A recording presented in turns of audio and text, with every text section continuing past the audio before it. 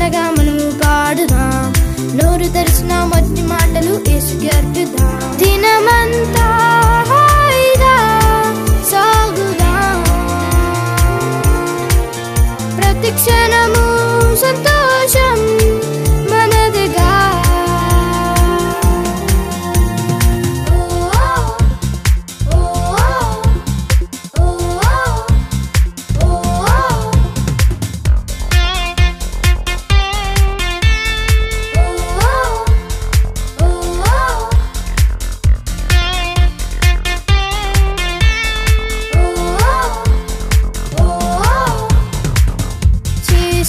ప్రతి పనిలో